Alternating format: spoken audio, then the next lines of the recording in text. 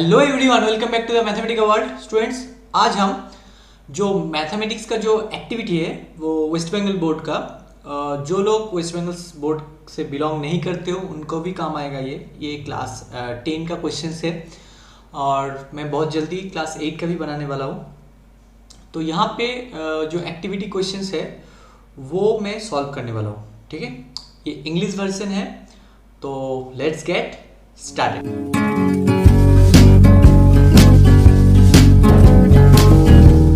8 400 इस नंबर को सेव कर लीजिए, क्योंकि मैथ, फिजिक्स, केमिस्ट्री, बायोलॉजी का हर डाउट का सलूशन अपने ही मोबाइल पर आप खुद ही पाइए। डाउट नाट का 8 400 इस नंबर को व्हाट्सएप पर सेव कीजिए और तुरंत ही पाइए वीडियो सलूशन। आप अपने क्वेश्चन का फोटो लीजिए और उसको क्रॉप करके व्हाट्सएप पर सेंड कीजिए। Class 6 to 12 IIT, JEE main and advance, NEET, CBSE and all state board. तो अब देर किस बात की, 8 400 पर अपने डाउट को आउट कीजिए। Link in the description. You can see the questions.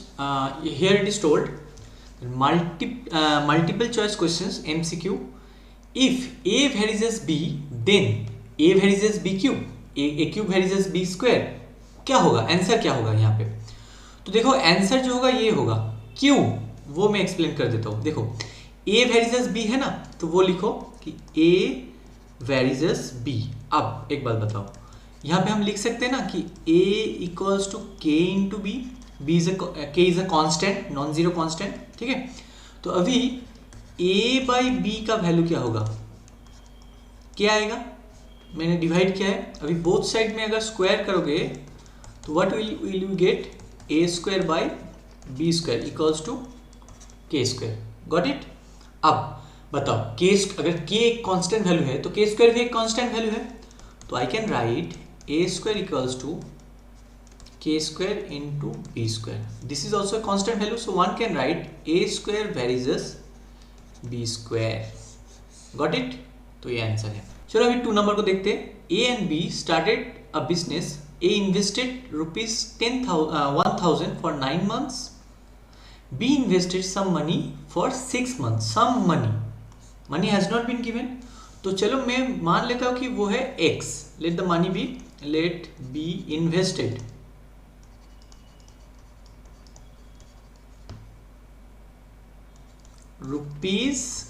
₹X. Okay, अब एक बात बताओ, अगर B जो है वो ₹X इन्वेस्ट अगर करेगा कितने टाइम के लिए, 6 मंथ के लिए, है ना? तो if they make a profit of ₹600, total जो प्रॉफिट है यहाँ पे, टोटल प्रॉफिट क्या है, 600 है ना? तो अभी बोला गया कि and B gets a profit share 400।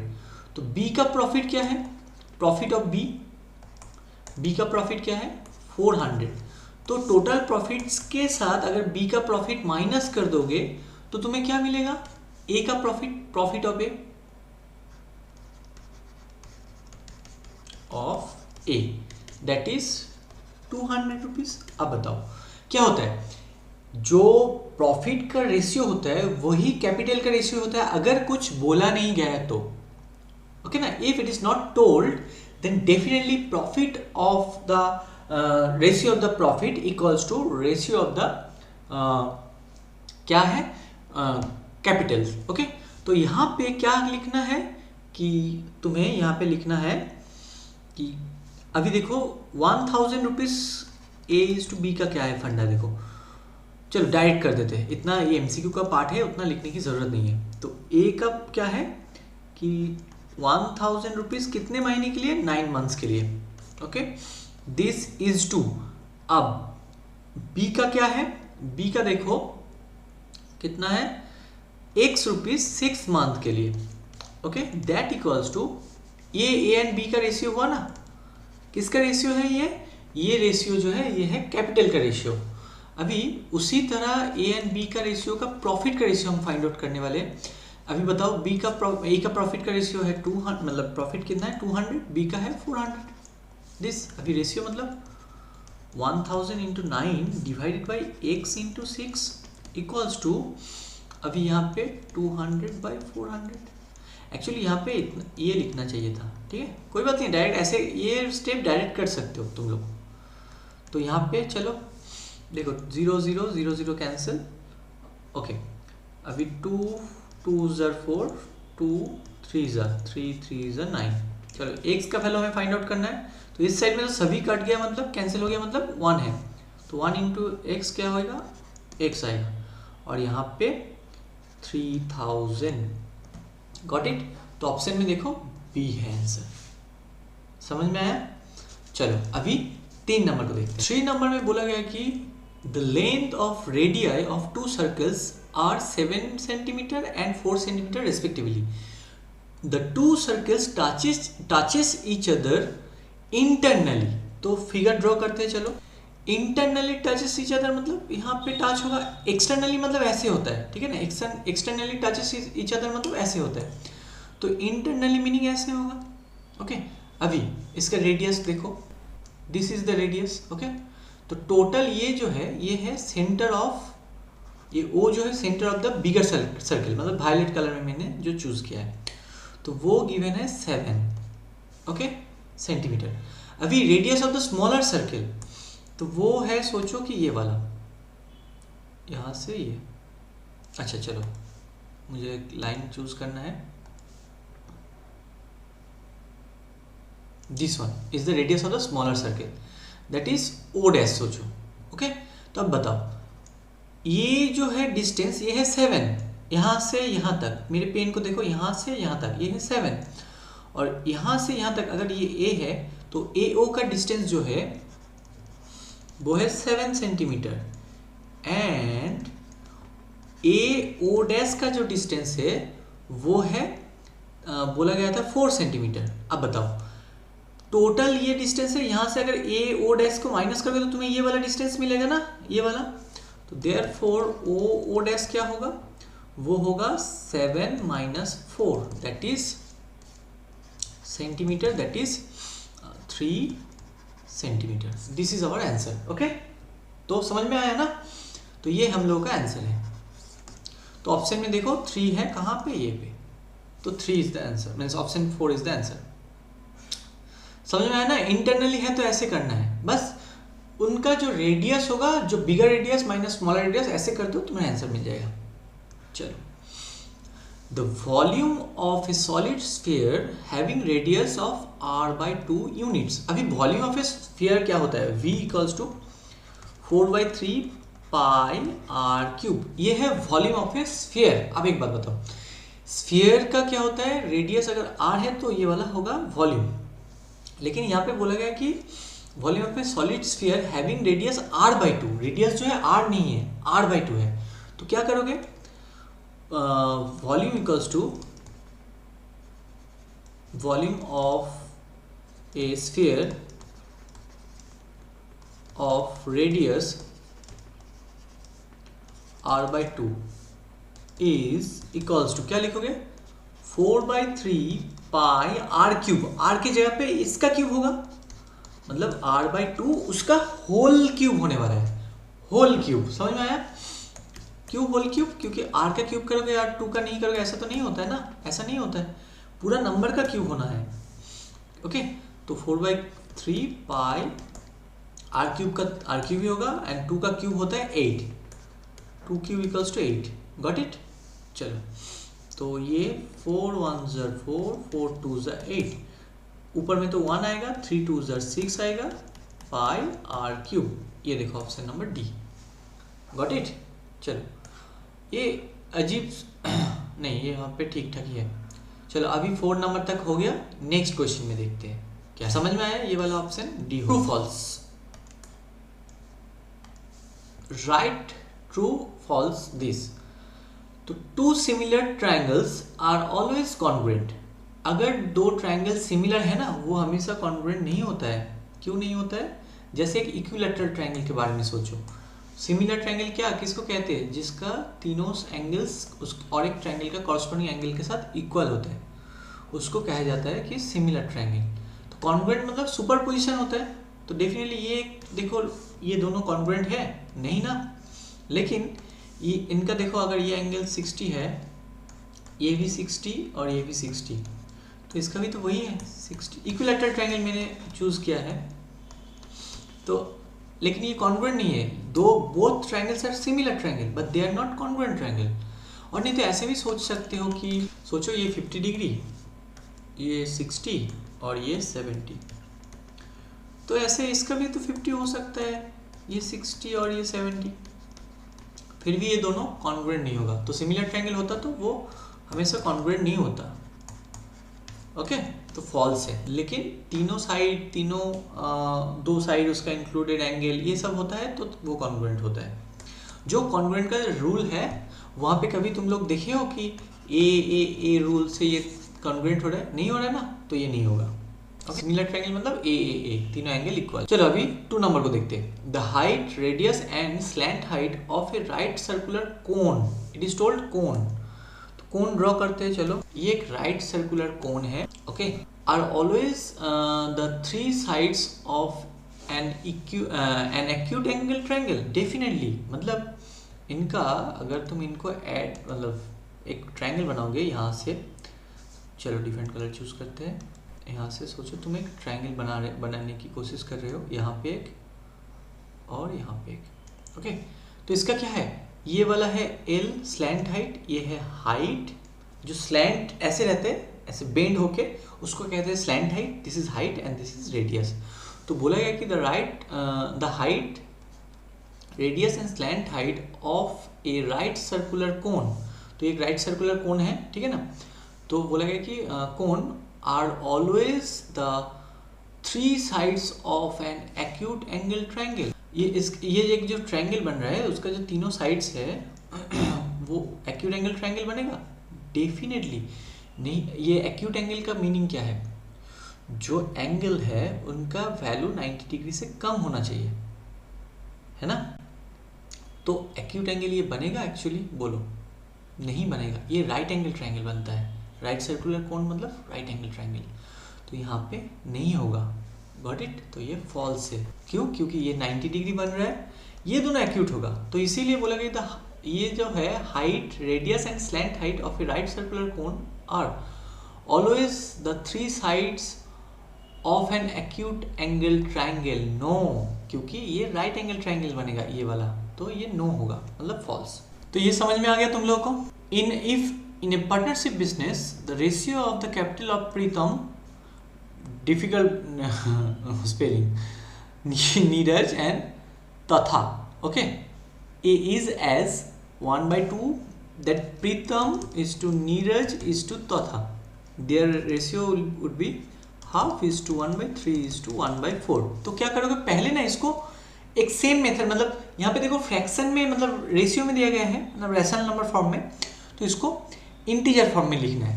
तो क्या करोगे? पहले ये 2, 3, 4 जो है ना, उसका एलसीएम फाइंड आउट करो। LCM of 2, 3, 4, got it? तो क्या आएगा एलसीएम? इसका आएगा 12।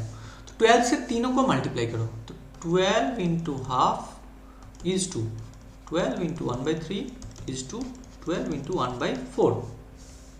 तो ये कैंसिल होगा, तो 2 6 3 4 4 3 ओके। तो यहाँ पे क्या होगा अल्टीमेटली? 6:4:3। अब याद रखना बच्चों, जो कैपिटल का रेशियो होता है वही उसका, कुछ कहा नहीं गया तो वही उसका सेविंग्स का भी रेशियो होता है, मतलब प्रॉफिट का रेशियो। तो यहाँ पे जो प्रॉफिट का रेशियो ये होना चाहिए था, लेकिन है पूरा इसका उल्टा, तो ये गलत है, ये भी फॉल्स है, ओके। क्योंकि हमेशा अगर कुछ एक मेंशन नहीं किया जाएगा तो याद रखना, जो तुम्हारा कैपिटल मतलब कैपिटल का रेशियो होगा वही तुम्हारा प्रॉफिट का रेशियो होगा, ओके, प्रॉफिट शेयर का। तो ये आंसर होना चाहिए था, लेकिन है ये, तो दिस इज फॉल्स। चलो अभी नेक्स्ट, अभी देखो 4 नंबर क्वेश्चन थोड़ा अच्छा क्वेश्चन है, तो ये भी फॉल्स होगा। क्यों फॉल्स होगा? यहाँ पे देखो, इफ बोला गया कि if A varies 1/b, b varies 1/c and हमें प्रूव करना है ये, है ना। तो देखो a वेरीजेस 1/b का मीनिंग क्या है? a इक्वल्स टू कोई एक कांस्टेंट ले लो k1/b, ओके। एंड यहाँ पे b वेरीजेस है मतलब k2, कोई एक मतलब जो वेरिजस है उसका एक कांस्टेंट आता है उसके लिए, तो K2/C। ओके, अब दोनों में B कॉमन है ना, तो B को एलिमिनेट करो तभी A एंड C का रिलेशन मिलेगा। तो यहाँ पे B को इधर ले जाओ, तो B इक्वल्स टू क्या मिलेगा तुम्हें, K/A, और यहाँ पे B इक्वल्स टू है K2/C। तो नाउ देयरफॉर यहाँ पे सोचो ये 1 नंबर इक्वेशन है, this is 2 number equation. From 1 and 2 क्या मिलेगा हमें, B का दोनों का वैल्यू को इक्वल करो, मतलब K1, ये K1 है, by A equals to K2/C। Okay, अब एक काम करो, इसको रेसिप्रोकल बना दो, तो क्या होगा A/K1 इक्वल्स टू, डायरेक्ट कर सकते थे यहाँ पे और देखने की जरूरत नहीं था, फिर भी कर दो, स्टेप कर देते। चलो बस K1 को इधर ले जाओ, तो A equals to K1/K2, it again a constant equals to C, so can be written as K equals to, ये K है सोचो, चलो लैम्डा है, कोई और एक चूज कर लो, लैम्डा में चूज कर, तो लैम्डा C, मतलब A इक्वल्स टू लैम्डा, मतलब कोई कांस्टेंट, ये कांस्टेंट है तो कांस्टेंट इनटू C है, तो मतलब क्या है, A वेरिजस C होना चाहिए था, लेकिन बोला क्या गया है कि if A वेरिजस B 1/B and B वेरिजस 1/C, then A वेरिजस 1/C होगा, नहीं होगा, हमारा क्या आ रहा है, A वेरिजस C आ रहा है, तो it should be, it again false, सभी फॉल्स है, क्या कर सकते हैं। चल बस 4 तक ही था यहाँ पे। अभी नेक्स्ट, अभी fill in the blanks. If we double the length of the radius of a solid sphere, sphere कौन है, स्फीयर मतलब सर्कुलर जो होता है, यहाँ पे है फिगर तो हम तुम्हें दिखा सकते हैं, नहीं है, मतलब एक सर्कुलर फील्ड, फुटबॉल जैसा कुछ, हाँ फुटबॉल, कोई जो ऑरेंज देखने में जो होता है, मतलब टोटल सर्किल होगा, हाँ सर्किल का 3D फिगर, ओके सर्किल नहीं होगा, सर्किल का 3D फिगर, मतलब स्फीयर का क्रॉस सेक्शन होता है एक सर्किल।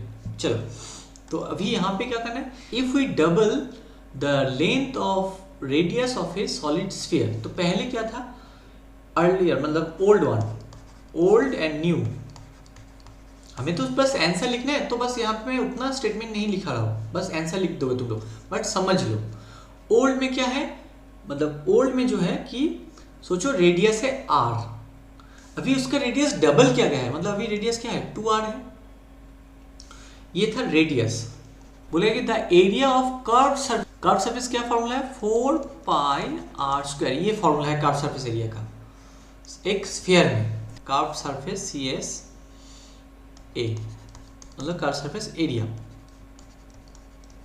ओके, तो यहाँ पे कर्व सरफेस एरिया क्या होगा, यहाँ पे होगा 4π, ऐसे रखो, अभी रेडियस जो है इसमें अगर r है तो ये 2r होगा, डबल हो रहा है, तो इसमें 2r का स्क्वायर करना है, गॉट इट।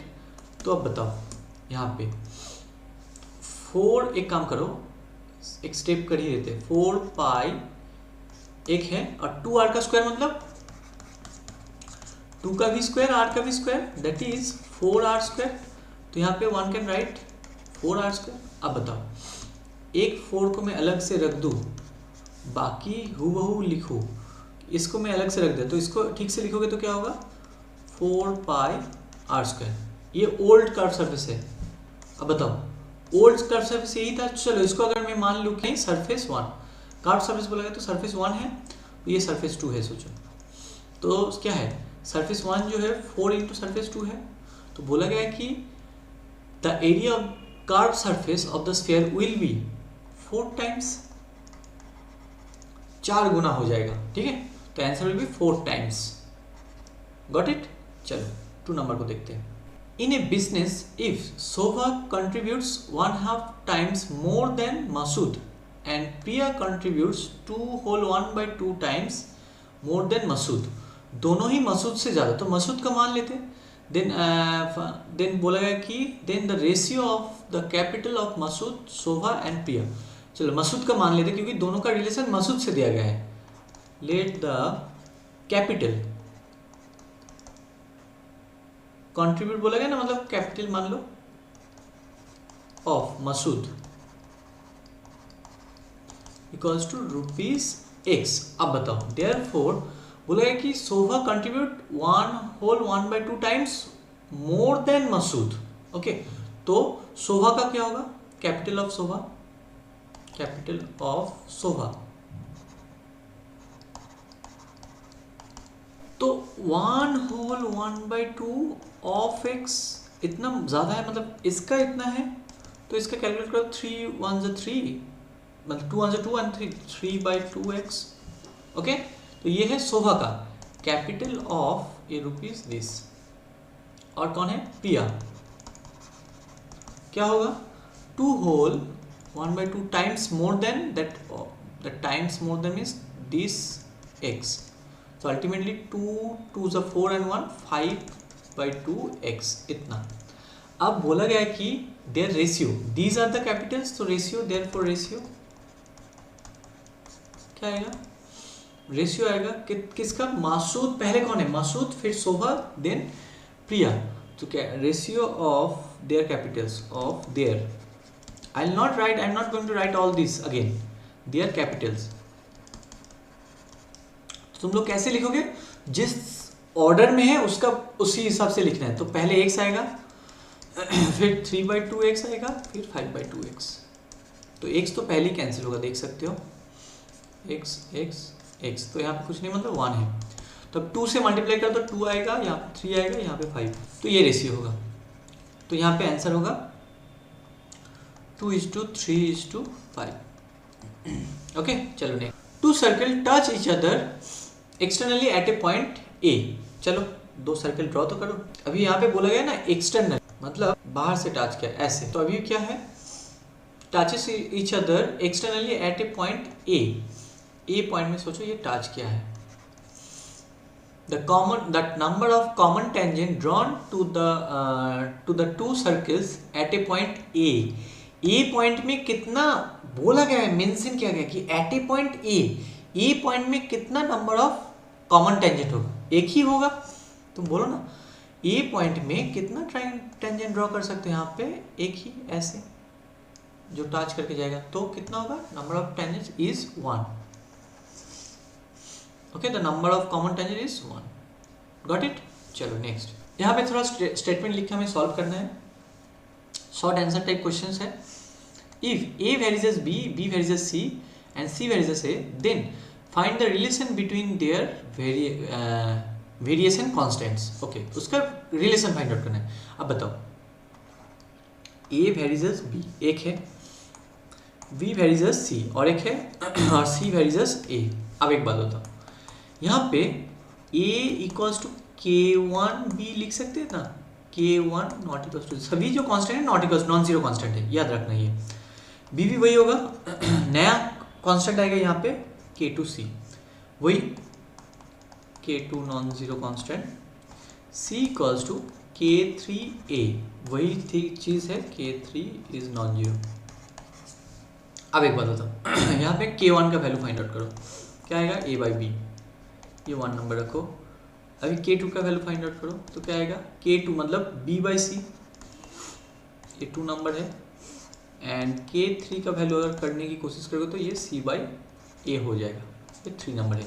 अब बताओ 1 × 2 × 3 करें तो क्या मिलेगा, लेफ्ट साइड में मिलेगा k1 k2 k3, right side में क्या मिलेगा, a/b, यहाँ पे b/c, और यहाँ पे c/a, कैंसिल तो होगा, एक्चुअली सभी कैंसिल हो जाएगा, देखो a कैंसिल, b c, तो सभी कैंसिल है, मतलब क्या है यहाँ पे कुछ नहीं, मतलब 1 है, तो 1 can write therefore k1 k2 k3 equals to 1, this is the required condition. बोला गया ना, रिलेशन बोला गया, तो relation, required relation.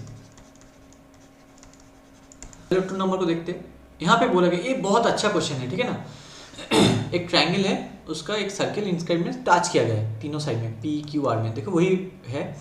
In the adjoining figure triangle A B C circumscribe मतलब भीतर में वो एकदम टच करके रखा गया है, मतलब उसके भीतर में एकदम फिट करके रखा गया है, ऐसे नहीं कि ऐसा ट्रायंगल है तुम ऐसे कुछ रख सकते हो, जैसा ट्रायंगल सर्कमस्क्राइब मींस इसको टच करते हुए ऐसा रहेगा। ओके, अब बोला भी गया सर्कमस्क्राइब मतलब भीतर में है circle and touches circle at point P Q R में टच किया गया है। If A P equals to 4 centimetre, तो ए पी जो ये जो है 4, फिर बी पी इक्वल्स टू 6, ये वाला 6 है, और ए सी ये टोटल जो है ये है 12। अब एक बात बताओ बच्चों, यहाँ पे एक याद है एक प्रॉपर्टी था ट्राइंगल का जो टेंजेंट का, ऐसा अगर कोई है कि ये दो टेंजेंट है, दो पॉइंट अलग अलग पॉइंट ए एंड बी में टच किया है, तो क्या होता है ये पी पॉइंट बाहर से है, तो इन दोनों का लेंथ क्या होता है, सेम होता है ना, दिस लेंथ इज सेम। तो यहाँ पे देखो पी एंड आर पॉइंट्स अगर ध्यान से गौर से नोटिस करोगे तुम देख सकते हो। चलो इसको थोड़ा बड़ा कर देते हैं। अभी देखो यहाँ पे मैंने थोड़ा फिगर को बड़ा किया है, तो ये 12 नहीं है, ये 12 नहीं है, ये 6 है, 6, दिस इज 6। ओके, तो P से B तक 6 है और P से A तक मतलब ये जो लेंथ है ये 4 है और ये टोटल है 12। अब बताओ ये P एंड R से अगर तुम दोनों का AR एंड AP का मेजर करोगे तो ये दोनों सेम होगा। सिंस AP एंड ये AP and AR touches the circle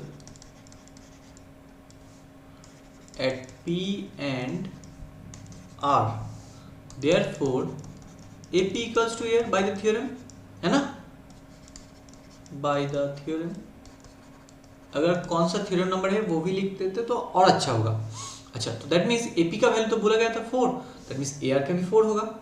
so therefore AR equals to AP equals to 4 implies AR equals to 4 centimetre, एक मिल गया। अब बताओ AR का अगर 4 है तो ये बाकी का कितना होगा। Now AC equals to 12, it is given, therefore AC can be written as AR plus RC। बताओ लिख सकते हो या नहीं, यहाँ से यहाँ तक और यहाँ से यहाँ तक, तो दैट इज 12। तो AR का तो यहाँ पे मैंने अभी भी किया है ना 4 plus RC equals to 12, therefore RC equals to 12 minus 4, ये इधर आ गया तो माइनस होगा 8, मिल गया। तो ये वाला जो पार्ट है ये है 8, ये है 4 क्योंकि ये 4 मतलब ये भी 4 और ये वाला पार्ट 8। ओके, अभी देखो यहाँ पे similarly P and Q also touch, means BP and BQ touch the circle and RC and QC also touch the circle। वही लिखा मैंने, सिमिलरली BP and BQ, ये वाला दोनों BP and BQ and semicolon RC and QC, RC and QC, ये दोनों, तो ये दोनों लेंथ सेम होगा और यहाँ पे ये दोनों लेंथ सेम होगा। तो therefore we can write BQ equals to BP, sorry BP I can write, I should write, and यहाँ पे क्या होगा QC equals to RC। अब बताओ BP का वैल्यू कितना है। BP देखो यहाँ पे बोला गया है, ये देखो BP है 6, तो BP की जगह पे 6 लिख दो, तो BQ का तुम्हें मिल गया ना 6। अब QC का वैल्यू देखो RC के साथ इक्वल, अभी अभी तुमने RC फाइंड आउट किए हो, वो है 8, दैट इज 8। ओके, ये सेंटीमीटर। अब बताओ इन दोनों को ऐड करो, BQ plus QC equals to 6 plus 8, मैंने इन दोनों को ऐड किया है। अब बताओ BQ मतलब यहाँ से यहाँ तक और QC मतलब यहाँ से यहाँ तक, तो टोटल आ गया ना, तो therefore BC equals to 6 8, that is 14। तो ये हमें फाइंड आउट करना था। ओके, अगर स्क्रीनशॉट लेने तो ले लो। तो बोला गया कि find the value of x, अभी x क्या है, BC है, तो x, so therefore x equals to 40 centimetre. चलो यहाँ तक हो गया। अभी और एक ही क्वेश्चन, ये वाला तुम्हें बुक में ही मिलेगा, थ्योरम नंबर 40, शायद पेज नंबर मैंने लिख के रखा था, हाँ 208, थ्योरम नंबर 40 एंड 208 पेज में ये पेज नंबर शायद मिल जाएगा, ये वाला तुम्हें थ्योरम। ठीक है, ये बंगाल बोर्ड के बुक में ये तो एकदम एग्जैक्ट है, 208 पेज एंड 40, इंग्लिश मीडियम में भी वही होना चाहिए। ओके, तो यहाँ पे बोला गया कि prove that the tangent at any point of a circle is perpendicular to the radius through the point of contact. मतलब ये सेंटर से अगर एक ये सोचो कोई एक पॉइंट में एक टेंजेंट है, ये वाला एक tangent, L is the tangent तो बोला गया कि वहां पे इस पॉइंट से अगर ओरिजिन को तुम ज्वाइन करोगे तो ये हमेशा 90 डिग्री होता है, ये तुम्हें प्रूव करना है। ठीक है, तो वही लिखा है given a circle see that, ये है सी सर्कल, इसका नेम दिया गया है 0, r is the radius and tangent L at a point A point में एक टेंजेंट है, ये है एल, देख सकते हो। अब ये तो 90 डिग्री है, ये तो हमें प्रूव करना है, वही बोला है प्रूव ओ ए परपेंडिकुलर एल, ये ओ है, ओ ए जो है वो एल के साथ परपेंडिकुलर होगा। ठीक है, ये हमें प्रूव करना है।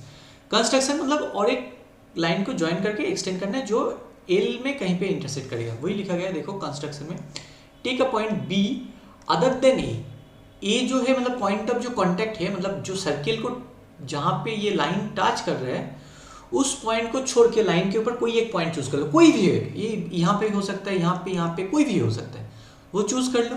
अभी फिर बोला गया कि ऑन द टेंजेंट एल, ठीक है, एल के ऊपर ज्वाइन ओ बी, ये O B, suppose O B meet the circle in C में मीट कर रहा है, ये वाला पॉइंट है सी। प्रूफ में क्या करना है, we know that the among all the line segments joining the point O to a point on L, the perpendicular is the shortest distance। मतलब यहाँ पे बोला गया कि एक पॉइंट है, यहाँ से अगर तुम्हें डिस्टेंस को यहाँ से ऐसे ज्वाइन करते जाना है, ऐसे ऐसे ज्वाइन करके तो अलग अलग तुम्हें डिस्टेंस मिलेगा, देखो सब अलग अलग डिस्टेंस है, लेकिन शॉर्टेस्ट कौन है, वो है perpendicular distance is the shortest distance. Okay, तो ये अगर परपेंडिकुलर है तो दिस इज द शॉर्टेस्ट, इसको ही बोलते हैं डिस्टेंस। ओके, तो यहाँ पे देखो अगर मैं प्रूव कर दिया कि OB जो है OA से बड़ा है तो मतलब OA is the shortest distance. क्यों? क्योंकि B तो एनी आर्बिट्ररी पॉइंट है, मतलब L के लाइन के ऊपर कोई भी एक पॉइंट ले लो, वो O के साथ उसको ज्वाइन कर लो, जो होगा लेंथ वो हमेशा OA से बड़ा होगा, मतलब OA is the shortest one, कोई और लाइन से OA is the shortest one. तो दैट मीन्स मतलब वही दिखाना था हमें। तो अभी बताओ इसको ज्वाइन करोगे तो अगर सी पॉइंट में इंटरसेक्ट करे मतलब OC is the what, OC is radius and OA is also radius, मतलब सेंटर एंड सर्कमफरेंस के ऊपर जो पॉइंट ज्वाइन किया जाता है उसको रेडियस कहा जाता है ना। तो ये एक रेडियस है, ये भी एक रेडियस है, तो दोनों का लेंथ तो सेम ही होगा। ये वाला OA, ये वाला एक रेडियस है और ये एक रेडियस, तो दोनों का लेंथ सेम होगा या नहीं? डेफिनेटली दोनों का लेंथ सेम होगा। तो वही लिखा है कि नाउ देखो OA equals to OC radius of same circle. Now OB equals to what, OB मतलब क्या है, यहाँ से यहाँ तक और फिर BC, वही लिखा गया OC प्लस BC। अभी बताओ ये जो OB का वैल्यू है दोनों को ऐड करते हुए आ रहा है, तो BC को हटा दोगे तो ये छोटा हो जाएगा ना OC वाला। सोचो कि ये 6 है तो यहाँ पे मैं लिख सकता हूँ 4 + 2, तो 2 को हटा दोगे तो क्या होगा, 6 ग्रेटर देन 4 हो जाएगा। कोई एक वैल्यू को घटा दो तो ये वैल्यू छोटा हो गया ना। तो वही है OB और OC से मैं BC को हटा दिया इसको, तो क्या होगा, ये वाला वैल्यू छोटा हो जाएगा, इसलिए ये वाला साइन आ गया। ठीक है ना, OB greater than OC, greater than वाला साइन आ गया, OB ग्रेटर देन OC। अभी OC किसके साथ इक्वल है, OA के साथ, तो OB इक्वल्स टू OA।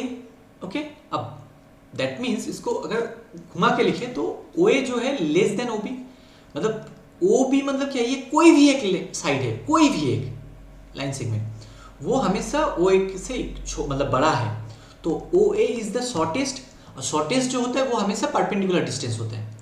तो B is an arbitrary point on, ये मैंने बोल दिया है, B is an arbitrary point on the tangent L, thus OA is the shortest shorter than any other line segment joining O to any point on L।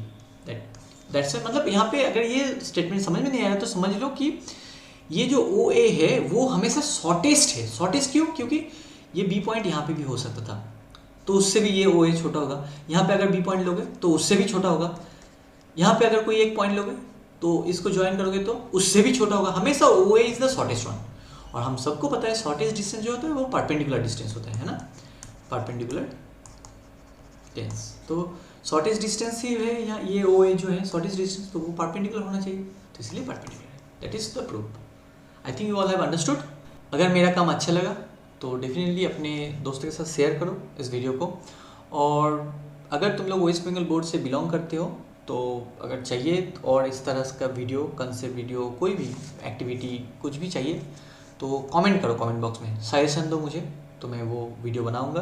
अगर तुम CBSE board से हो, कहीं से भी हो, तो कुछ भी चाहिए तुम्हें तो मुझे सजेशन दो, वीडियो के बीच नीचे लिखो, तो ताकि मैं वो वीडियो बना सकूँ। कौन से लैंग्वेज में चाहिए वो भी बोल सकते हो।